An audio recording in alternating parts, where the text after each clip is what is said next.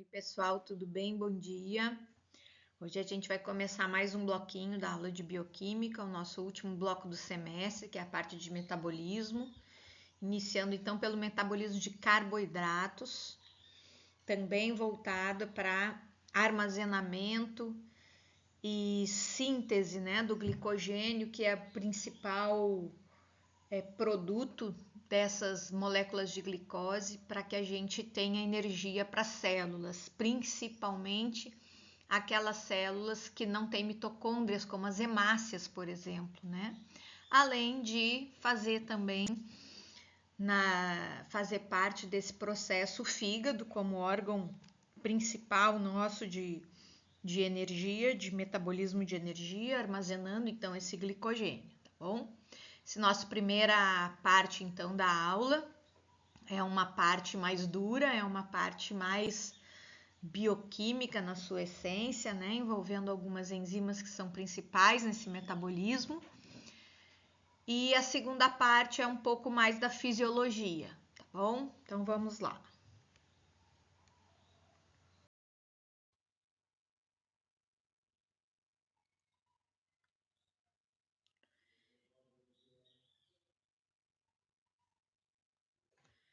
Nesse slide, então, a gente consegue observar nessa figurinha, deixa eu ver se eu consigo ligar o pointer aqui para vocês poderem acompanhar, certo? Nessa figurinha, uma fotomicrografia eletrônica de grânulos de glicogênio no fígado do rato. Vocês conseguem perceber esses pontinhos pretos no animal recém-alimentado. Percebam como é rápida essa armazenagem de glicose na forma de glicogênio.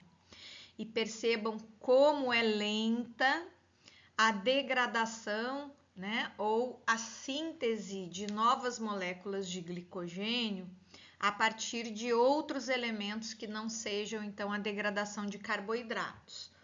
Então, nós conseguimos ver que a glicose, sendo a principal fonte, de energia para o nosso corpo, em especial para o cérebro, e para estas células com pouco ou nenhuma mitocôndria, ela é fundamental e é uma fonte de energia também fundamental para o músculo quando esse músculo está em exercício, sendo então a glicose o substrato para essa glicólise anaeróbica que vai formar o lactato, como a gente já viu em outras aulas. Então a nossa glicose para as nossas células, ela pode ser proveniente da dieta, que tem uma absorção e uma degradação lenta, em relação ao armazenamento dessa glicose na forma de glicogênio, que é algo que acontece bastante rápido, tá? Nós sabemos então que o glicogênio, ele é esse elemento, que armazena, é uma molécula grande, super ramificada, que apresenta essa função de reserva de energia. E esse glicogênio, ele pode ser então acumulado tanto no fígado quanto no músculo. No fígado, ele mantém então essa concentração de glicose sanguínea, essa é a função, do glicogênio hepático. Sempre que o nosso corpo precisar de energia, precisar de glicose, é através da quebra desse glicogênio que a gente vai formar a glicose, especialmente também durante o início do jejum, Então, quando a gente não está alimentado, é quando esse glicogênio hepático começa a ser degradado, Essa degradação de glicogênio hepático, tanto hepático quanto muscular, para a formação de glicose, a gente chama de glicogenólise. Então, nólise, a quebra do glicogênio, tá bom? E o glicogênio muscular, ele vai servir então como combustível para a síntese de ATP durante os processos de contração, durante exercício físico, tá bem? Nesse slidezinho, nessa figurinha aqui de baixo, a gente consegue observar que a glicogenólise, que é essa linhazinha verde, ó, ela vai estar sempre contrária da gliconeogênese. Percebam que quando então eu não tenho a liberação, ou quando eu tenho a liberação desta glicose a partir da quebra do glicogênio, eu não preciso sintetizar novas moléculas de glicose. Percebam também que em seguida que tem a refeição, né, representado pela linha roxinha aqui mostrada como dieta, nos períodos de dieta é que eu tenho o pico da liberação de glicose no sangue, então aquela glicose direta proveniente da alimentação, e em seguidinha o pico da glicogenólise, né, que é para manter esses níveis de glicose no nosso corpo. Então, como que acontece esse metabolismo aí do glicogênio, né? Como é que acontece essa glicogenólise? Então, a glicogenólise, como a gente falou, é a quebra do glicogênio, tanto hepático quanto muscular, né? E de outras partes do nosso corpo, para a geração de moléculas livres de glicose, como vocês estão vendo aqui nessa figurinha. Vocês lembrarem do desenho do glicogênio, ele forma tipo aquela mandala, né? No slide seguinte vocês vão conseguir observar melhor essa figura e vão lembrar. Mas essa mandala, essa ligação desses monômeros de glicose, são feitos através de ligação alfa 1,4, né? No carbono 1 com o carbono 4 da glicose seguinte. E os pontos de ramificação são feitos através da ligação de carbono da posição 1 com carbono da posição 6, fazendo então aqueles braços de ramificação. Enquanto que no processo de ramificação, sempre a ligação é carbono 1 com carbono 4, né? Essa ligação alfa. As extremidades que vão ser consumidas, né? Então já estou dizendo aqui para vocês que a quebra desse glicogênio vai ser sempre feita através dessas extremidades não redutoras, ficando apenas essa glicosezinha ligada, que é a ligação alfa 1,6, através da ligação alfa 1,6. Essa glicose, então, é a que vai fazer parte, né, da liberação em si desse monômero para suprir o nosso corpo. Então, vamos ver como é que acontece isso aqui para nós. Aqui a gente consegue observar, então, né, aquela figura de mandala que eu quis trazer na lembrança de vocês quando a gente estudou os carboidratos, né? Então, o glicogênio tem esse desenho a partir de uma molécula inicial. Nós temos essas ramificações, né? E esses pontos de ramificações, então, são aquelas glicoses que vão sendo liberadas através desse processo de glicogenólise, que é a quebra do glicogênio.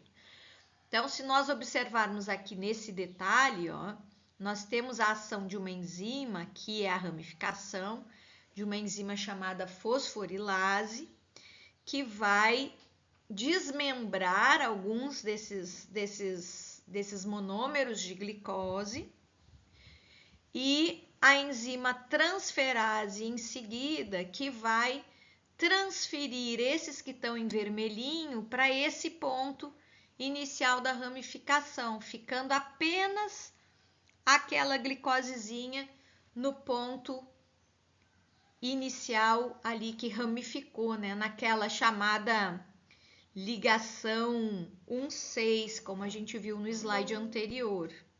Deixa eu ver se eu consigo voltar aqui para vocês. Não consigo voltar, depois vocês deem uma voltada. E aí, essa glicose que está ligadinha aqui, ó, ela precisa ser desramificada, tornando então esse açúcar ligado no fosfato livre para ser utilizado no nosso metabolismo. Então, observando aqui com mais detalhe, a gente consegue ver o mesmo tipo de reação, né? Olha ali em vermelhinho, a glicose ligada no carbono 1 com o carbono 6. Ocorre a ação da glicogênio fosforilase, que tira essas glicoses da porção não redutora. E aí, então, essas moléculas de glicose 1-fosfato elas, através da atividade da enzima de transferase, esses açúcares, então, da parte ramificada são transferidos, né? Por isso que é uma enzima transferase, para esse outro ramo, permanecendo apenas aquela glicose que depois, através da enzima desramificadora, né? Ela vai eliminar, vai tirar essa glicose, tornando ela livre para o nosso metabolismo, tá? Então é isso que acontece com a glicogenólise. Essa glicose livre, então, ela inicialmente ela é uma glicose chamada glicose 1-fosfato, né? Então ela tem um grupamento fosfato ligado no seu carboninho 1, e depois esse fosfato ele é transferido para a posição 6. Por isso que através dessas enzimas, né, então nós temos a transformação, a quebra desse glicogênio, liberando essa glicose 1-fosfato, e através da enzima fosfoglicomutase, esse fosfato, então, que está ligado ao carbono 1, passa para o carbono 6. E essa enzima chamada glicose 6-fosfatase vai agir sobre esse substrato, glicose 6-fosfato, formando então a glicose, tá? Essa conversão de glicose 1-fosfato para glicose 6-fosfato acontece tanto no músculo quanto no fígado, como vocês podem observar aqui na figurinha. Então, o glicogênio, que vai transformar a glicose 1-fosfato em glicose 6-fosfato. Essa reação, ela é reversível, né? Isso pode acontecer tanto numa via quanto na outra, tanto catabólica como metabolicamente. E a glicose 6-fosfato no músculo vai dar início à glicólise, que nós já falamos em outras aulas, que por sua vez gera como produto lactato, ATP e gás carbônico. No fígado, esse glicogênio também é quebrado em glicose 1-fosfato, mutado, né? Fosfoglicomutado para glicose 6-fosfato pela enzima glicose 6-fosfatase se transforma em glicose, liberando então essa glicose no sangue para ser usada e absorvida através daqueles canais glúteos que nós já conversamos também sobre eles. Observem que aqui no fígado nós temos também a gliconeogênese, que é um outro processo que a gente vai falar daqui a pouco, tá? Então hoje a gente está nesse momento a glicogenólise, agora a gente vai ver a glicogênese, que é o canal contrário, para depois ver a gliconeogênese, né? Os nomes são parecidos, cuidado para não se atrapalhar aí, tá? Glicogenólise é esse processo que a gente viu, que é a quebra do glicogênio para glicose. Elementos fundamentais na glicogenólise: formação do glicogênio para glicose 1-fosfato, glicose 6-fosfato, para a formação de glicose no fígado, e no músculo formação de lactato, que vai contribuir lá para o ciclo de Krebs e geração de energia. A glicogênese é a etapa inversa, que a gente já vai ver. É a transformação da glicose 6-fosfato novamente em glicogênio, ou seja, eu estou voltando a armazenar esse glicogênio. E a neoglicogênese, também chamada de gliconeogênese, é a formação de glicose, mas a partir de outros substratos que a gente já vai falar nela, tá bom? Então, são 3 nomes que a gente não pode confundir: glicogenólise, glicogênese e a neoglicogênese, tá bem? Vamos entrar então agora no próximo slide, que é a glicogênese.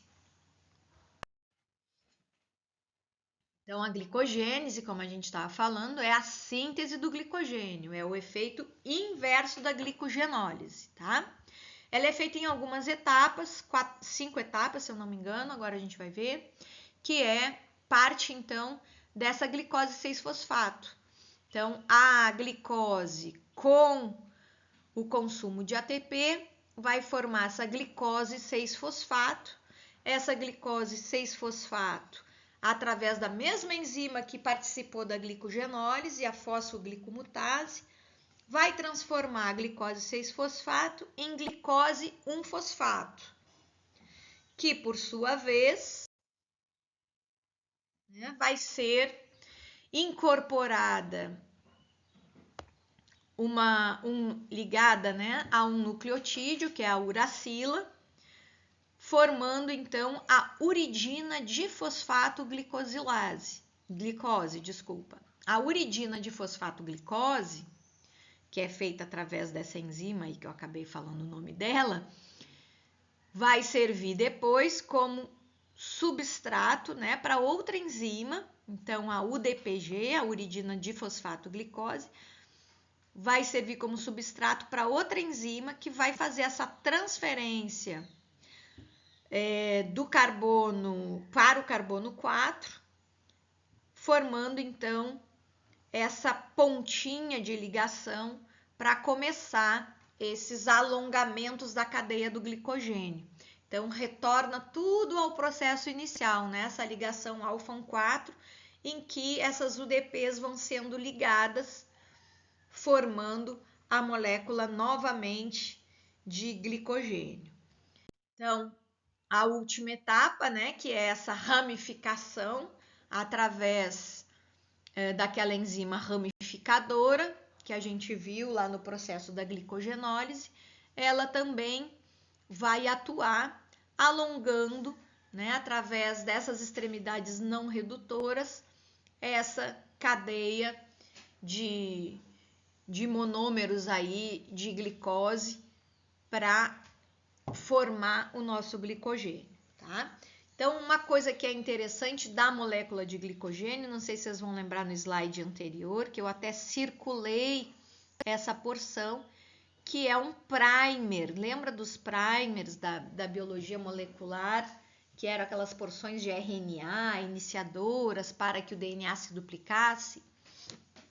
Pois bem, o glicogênio também precisa de uma molécula precursora, que é aquela molécula que vai dar início a essas ramificações, né? Essa molécula precursora, ou esse primer de glicogênio, ele é sintetizado por uma enzima chamada glicogenina.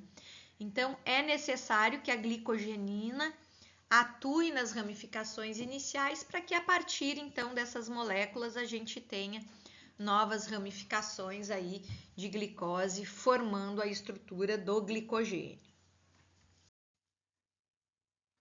Nesse processo, então, de glicogênese, né, nós temos a síntese de 2 ATPs, enquanto que na degradação, né, de glicogênio para glicose, a gente não tem gasto de energia, tá? Então, para a síntese de glicose até glicogênio, a gente gasta 2 moléculas de ATP para justamente poder fosforilar a glicose inicial, né, e formar a uridina de fosfato glicose no alongamento dessa cadeia de glicogênio hepático.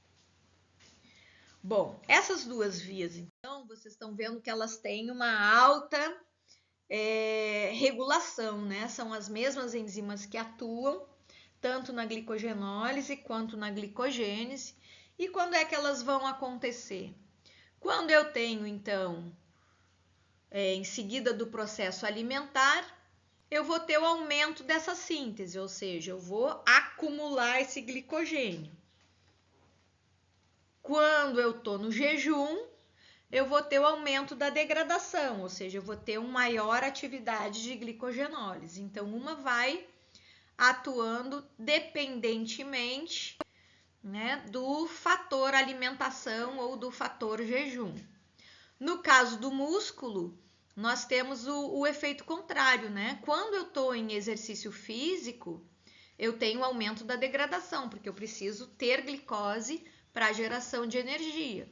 E quando eu estou no repouso, eu tenho um aumento da síntese, ou seja, eu tenho aumento na glicogênese. Eu estou produzindo glicogênio para depois degradá-lo na forma de glicose. Essa regulação, então, a gente chama de tanto uma regulação alostérica, que é aquilo que vai depender do meu ambiente. O que é o ambiente nesse caso para a célula? Se eu estou alimentada, no caso para fígado, né? Ou se eu estou em atividade física ou eu estou em repouso. Mas também existe uma regulação hormonal, que vocês bem conhecem, né? Aquela relação de insulina, de glicagon, de hormônios corticoides, que vão aumentar essa liberação ou não de glicose e de via insulina ou outros hormônios, tá bom? Então, no próximo bloco da aula, a gente vai falar um pouquinho sobre essa regulação hormonal, que é muito importante também aí no metabolismo de carboidratos.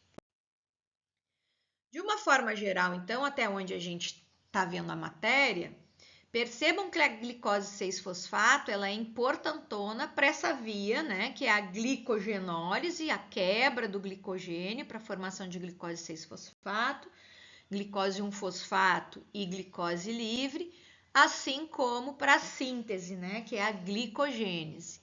Então, ela é fundamental, ela é uma molécula bem central para nós.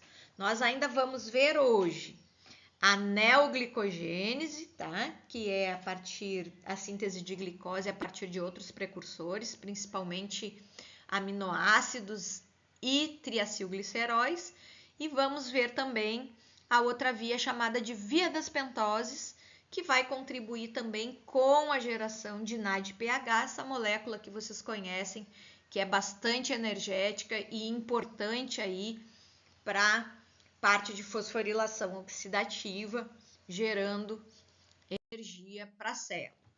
Tá? De uma forma geral, então, né, o nosso cérebro ele consome em torno de 120 gramas de glicose por dia, é o maior consumidor de glicose do nosso corpo, né? E essa glicose ela precisa chegar em células, por exemplo, que não têm mitocôndria, como as hemácias, né? As hemácias, então, elas precisam ter energia através da glicólise, via ciclo de Krebs, e outros órgãos em que não tem esse suprimento aí mitocondrial, precisam também receber glicose para gerar energia, também como as suprarrenais.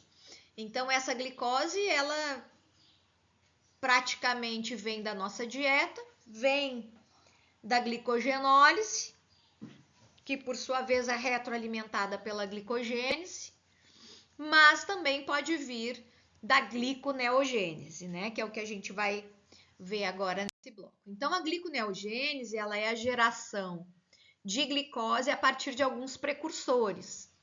No nosso caso aqui, que é essa coluninha do meio, nós temos como precursores alguns aminoácidos que nós chamamos de aminoácidos glicogênicos. Por que são aminoácidos glicogênicos?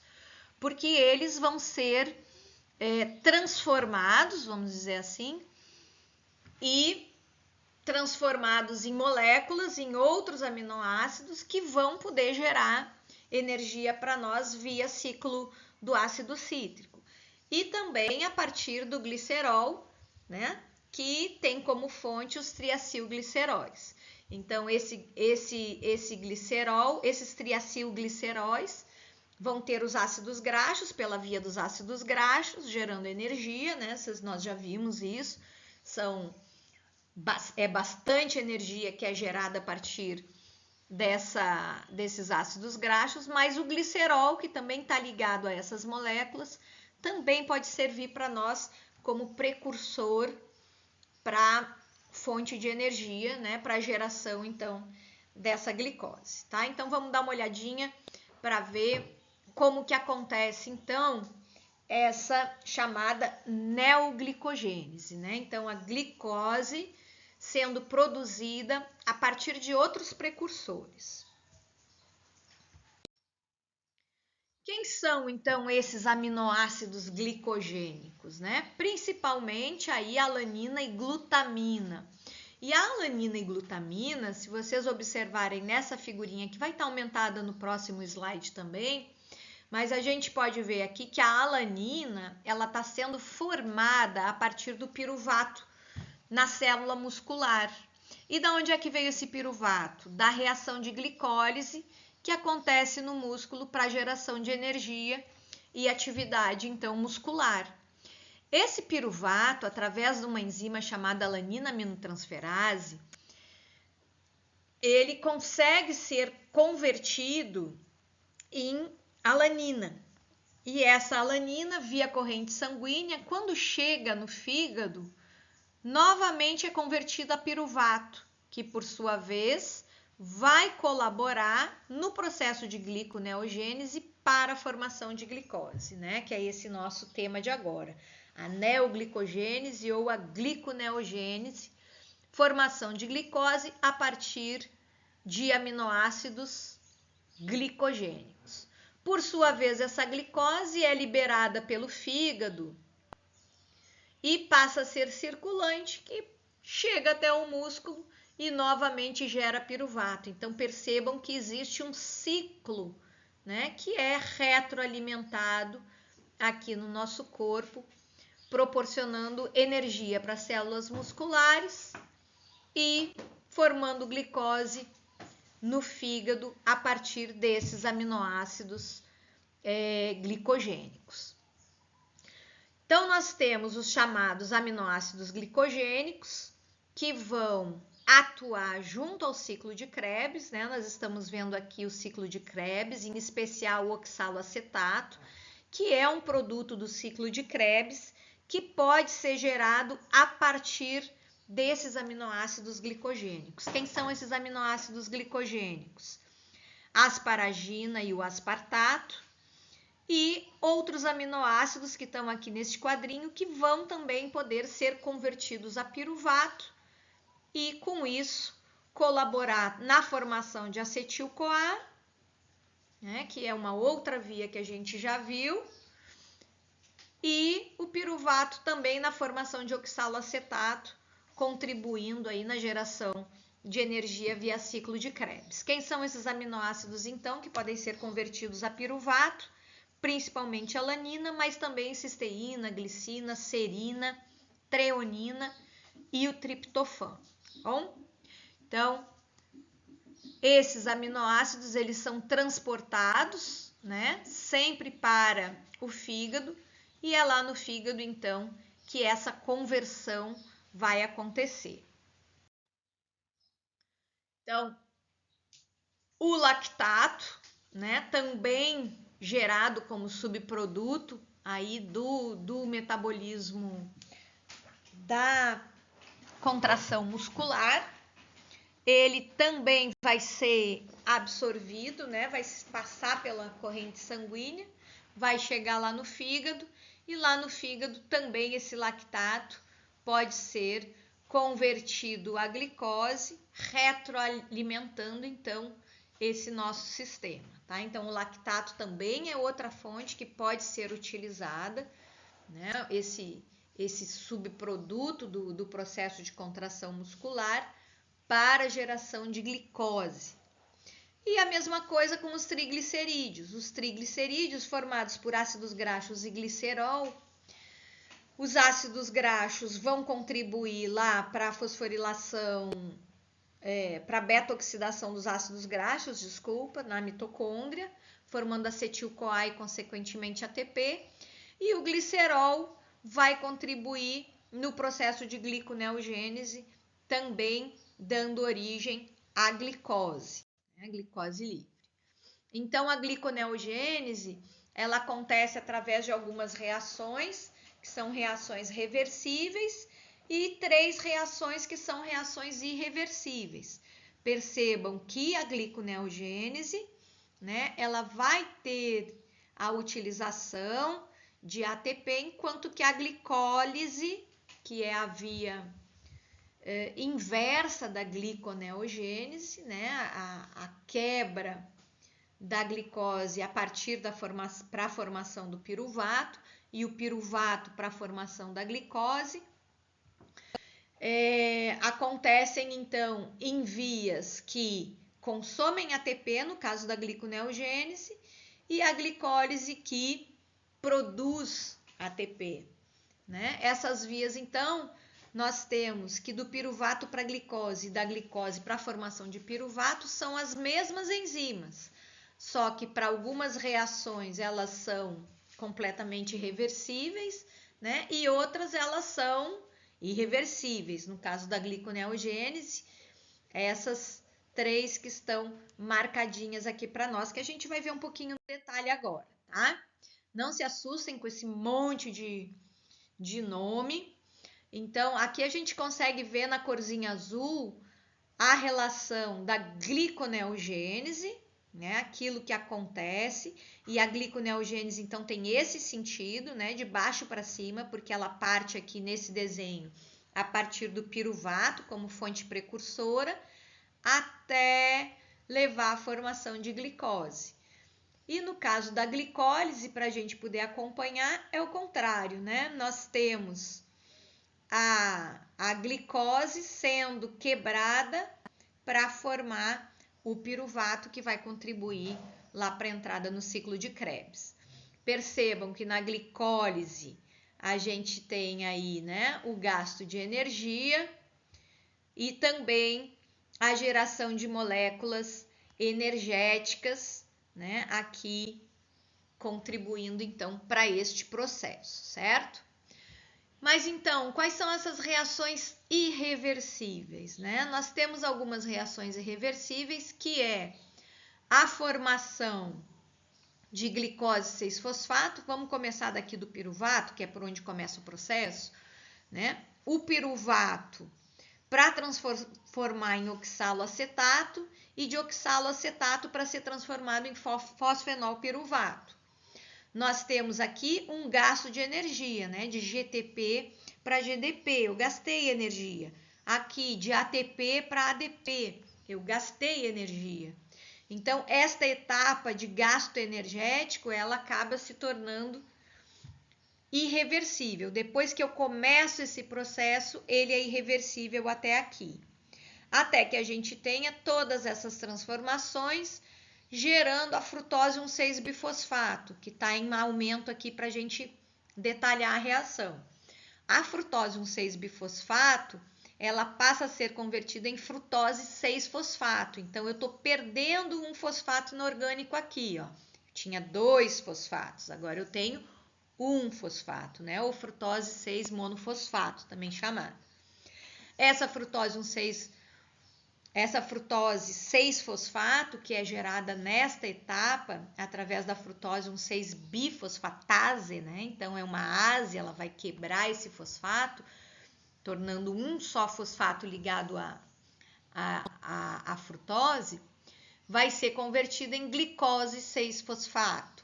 Então, essa glicose 6-fosfato, que por sua vez, já falamos bastante dela, que ela é super central no nosso metabolismo de energia guiado, né, pelo metabolismo dos carboidratos, é ela, então, a glicose 6-fosfato, que vai formar a glicose através da enzima glicose 6-fosfatase, né? Então, eu vou tirar esse fosfato da posição 6, transformando, então, aqui a minha molécula na molécula precursora de energia, a glicose, tá bom? Então, é uma reação, são várias reações, percebam que são várias enzimas que atuam no processo, né? Alguns passos são reversíveis, outros são irreversíveis, e muitos desses passos, né, são um dependente do outro, né? Então, assim como eu transformo o piruvato em glicose pela gliconeogênese, eu tenho a glicólise, que é a quebra da glicose, gerando energia para a formação de piruvato, que vai contribuir lá para o ciclo de Krebs. Bom, a última via, então, que nós vamos falar é a via das pentoses. Por que se chama via das pentoses? Ó, se é uma via, é porque é uma série de reações que acontece com essas pentoses, né? Esses carboidratos de 5 carbonos. Então, vamos ver o que acontece aqui nessa via da pentose, também conhecida como via do fosfogliconato, quer dizer que essa molécula pode ser importante aí nesse processo, ou também chamada de via da hexose monofosfato, tá bom? Então, como principal produto que nós temos desta via da pentose é o NADPH e a ribose 5-fosfato. Por que esses produtos são essenciais? Em primeiro lugar, vocês sabem que a NADPH é uma molécula altamente energética. Então, quer dizer que eu estou usando uma via alternativa para gerar energia com uma velocidade super rápida, tá? Então, isso vai acontecer em células que estão em divisão e em momentos em que a célula precisa de energia com velocidade, né? Rapidamente ela precisa ser suprida de energia. E a ribose 5-fosfato é um produto importante para nós, porque a ribose 5-fosfato ela vai ser fundamental para a síntese, né, de RNA e de DNA, que é a nossa última aula. Então, nós vamos voltar a falar dela numa sequência. Como é que isso acontece, então? Como é uma via de pentoses, ela utiliza, então, aí, ó, açúcares que são pentoses, que são 5 carbonos. Então, nós temos nesta via duas fases, que é a fase não oxidativa, gerada pela ribulose 5-fosfato, que através das enzimas transcetolase ou transaldolase, transformam essa ribulose 5-fosfato novamente em glicose 6-fosfato, que faz parte da chamada fase oxidativa. Então, o que é essa fase oxidativa, né? A fase oxidativa pode ser retroalimentada pela fase não oxidativa. A glicose 6-fosfato, que é gerada através da geração de NADPH, olha que importante, estamos gerando energia, forma o produto 6-fosfogliconato, que por sua vez leva à formação de mais uma molécula de NADPH, formando ribulose 5-fosfato, que é convertida em ribose 5-fosfato, que vai ser a precursora aí dos nossos ácidos nucleicos. Bom, então essa via ela é bastante importante na formação de NADPH. Ela é retroalimentada pela sua fase não oxidativa e acontece então nestas células que dependem de alta energia, né, de uma energia disponível rapidamente. Para fechar o nosso quadrinho, então, nós vimos neste bloco de aula a importância da glicose 6-fosfato como eixo central, né, como produto central, tanto para a glicogenólise, né, da quebra do glicogênio, quanto para a glicogênese, na formação do glicogênio, como para a neoglicogênese, através de piruvato, de lactato, de aminoácidos glicogênicos, e também vimos a formação de moléculas energéticas através da via das pentoses, ok? Espero que tenha ficado claro para vocês. Eu sei que essa parte é meio chatinha, mas a parte 2 prometo que vai ser melhor, tá?